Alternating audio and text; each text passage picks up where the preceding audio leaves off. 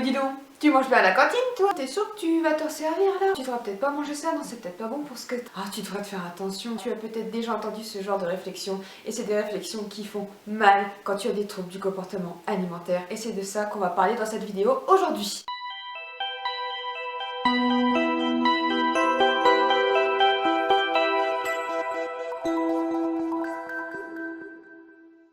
Et hop, changement de décor, le sapin est là, oui c'est bientôt Noël, j'adore Noël donc je suis dans une ambiance Noël. Alors que ce soit pour rire ou de façon sérieuse, l'entourage peut nous faire des remarques, des réflexions, peut se permettre de juger finalement un corps, un physique, ta façon de t'alimenter, ce que tu manges, etc. gratuitement. Et du coup te le faire savoir en te faisant des remarques. Et c'est quelque chose qui est déjà je pense pas facile à vivre, enfin pas agréable à entendre en temps normal, mais en plus quand on a des troubles du comportement alimentaire c'est encore plus compliqué et ça peut vraiment avoir un impact négatif on va dire sur notre morale en fait. Reste bien jusqu'à la fin de cette vidéo, je pense que ça peut intéresser tout le monde, ça peut intéresser même des personnes qui ne sont pas victimes de TCA, mais qui ont peut-être un jour été en contact ou le seront ou l'ont été d'une personne souffrant de TCA, donc je pense que c'est important d'avoir connaissance de ça. À la fin de la vidéo en fait je te donne des conseils pour pouvoir surmonter on va dire, pour pouvoir affronter, accepter et ne pas laisser en fait ces remarques désagréables t'atteindre. Donc on va commencer par le point le plus léger, on va dire, c'est-à-dire les réflexions qui sont là pour rire, qui sont censées être, voilà, c'est juste de la taquinerie, il n'y a rien de méchant, rien de malveillant derrière, mais c'est quand même douloureux à entendre. Moi, on m'en a déjà fait, et c'est vrai que c'est assez difficile à gérer et c'est pas facile de faire abstraction en fait. En plus, on m'a déjà dit par exemple, oh bah dis donc, vaut mieux t'avoir en photo qu'en peinture, vaut mieux t'avoir en photo qu'en vrai. Je suis pas douée avec les expressions. En plus ça, quand on te le dit, quand tu es dans une crise foutu pour foutu, si tu ne vois pas de quoi je parle, tu peux aller voir ma vidéo en fait sur les 3 types de crises. Et quand tu es dans ce genre de crise de foutu pour foutu, qui a démarré du coup lors d'un repas et où tu te rends bien compte de toute façon que là tu es en train de manger beaucoup, quand tu prends du coup ce genre de réflexion dans la figure, ça fait vraiment très mal. Donc pour l'avoir déjà vécu, c'est quelque chose qui n'est pas agréable. Donc tout ça, ou alors de la petite taquinerie qu'on m'a déjà fait aussi, du style oh bah ils sont les abdos, je sais pas, oh bah le petit bidou, j'en sais rien, n'importe quoi. C'est pareil, c'est quelque chose qui fait aussi mal parce que quand on n'aime pas son corps, quand on le déteste et qu'on complexe déjà sur certains points, c'est pas facile, c'est pas évident à entendre. Moi ce genre de réflexion je l'ai déjà eu notamment en fait dans ma phase de guérison, quand j'avais arrêté, quand j'avais lâché prise sur l'alimentation, quand j'avais complètement arrêté le sport, en fait lâché le sport parce que j'en parlerai peut-être plus tard, mais c'est une des raisons, c'est même la raison principale en fait du fait que j'avais arrêté le sport. C'est pas facile de voir son corps forcément se transformer, je parle Power Rangers, hein, je veux dire voir son corps bouger, reprendre du poids ou pas quand on est dans cette période de lâcher prise.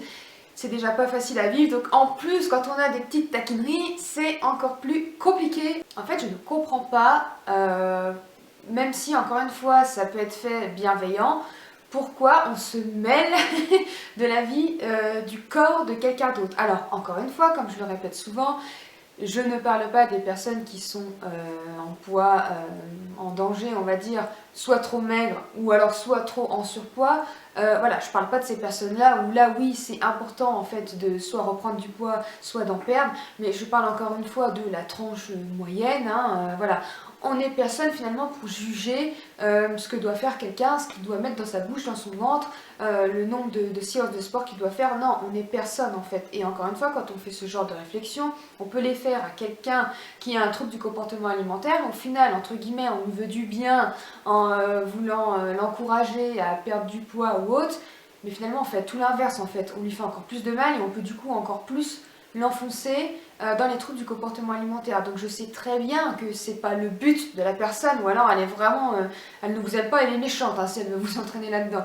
Mais voilà, généralement les proches qui nous font ce genre de réflexion, c'est pas dans le but de nous faire du mal, c'est dans un but bienveillant, mais c'est une mauvaise bienveillance on va dire. Tu es peut-être amené à entendre des réflexions comme ça de la part de tes proches, voire de très très proches comme tes parents, tes frères et sœurs ou autres, et que ça fait très mal en fait quand on se sent jugé et qu'on se sent moche dans l'œil de personnes qu'on estime estime et qu'on aime, on a l'impression en fait du coup de pas être assez bien. On a l'impression que quand on est quand on est en présence de ces personnes, et même d'ailleurs en présence de n'importe quelle personne de toute façon, mais on a l'impression d'être passé au scanner en fait. Alors ça se trouve c'est complètement dans notre tête et c'est peut-être même pas vrai, mais on a l'impression que la personne nous scanne en fait et nous scrute, nous voit à nu comme ça, de haut en bas. Je sais notamment quand je voyais justement mon père, alors que je suis sûre que c'est même pas vrai en plus, que c'était dans ma tête, mais c'est pour dire, j'avais l'impression qu'il voyait tout. Et du coup je me disais, je suis sûre qu'il est en train de se dire que j'ai grossi, je suis sûre qu'il est en train de se dire ça, je suis sûre qu'il est en train de se dire si. Je faisais des comparaisons en plus du coup avec ma soeur,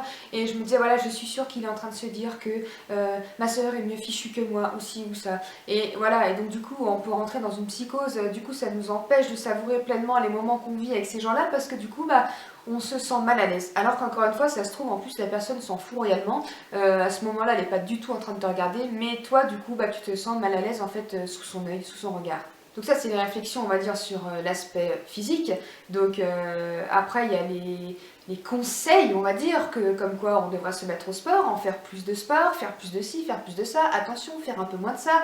Je reprends pour moi, par exemple, travailler un peu moins mes cuisses et mes fessiers, à la musculation, enfin voilà, il y a ce genre de remarques. Et puis les remarques sur ce qu'on mange. Donc ça, c'est difficile quand on est dans la boulimie, dans l'hyperphagie, enfin un trouble du comportement alimentaire, et qu'on va nous dire, on va se permettre de juger et d'émettre un avis en fait sur ce qu'on a dans l'assiette, sur si on se resserre, sur tout ça en fait. Par exemple, on va prendre un chocolat et qu'on nous dit, dis donc c'est pas bien pour ce que t'as, bim ça fait mal, et du coup on prenait ce chocolat et tout de suite on se dit mais ouais pourquoi tu manges ça, effectivement t'as pas besoin de ça, t'es déjà trop grosse. Enfin, du coup dans la tête c'est parti, on se blâme, ça fait du mal parce qu'on se dit voilà que la personne elle nous trouve faible entre guillemets, et que encore une fois ça nous remet dans la tête que c'est peut-être qu'on a du poids à perdre si même quelqu'un qu'on aime, qu'on estime nous le dit. Je dis quelqu'un qu'on aime, qu'on estime parce que c'est là que ça fait encore le plus mal, mais même une personne qu'on ne connaît pas qui se permet de nous juger, ça fait mal aussi de toute façon. Si on se resserre,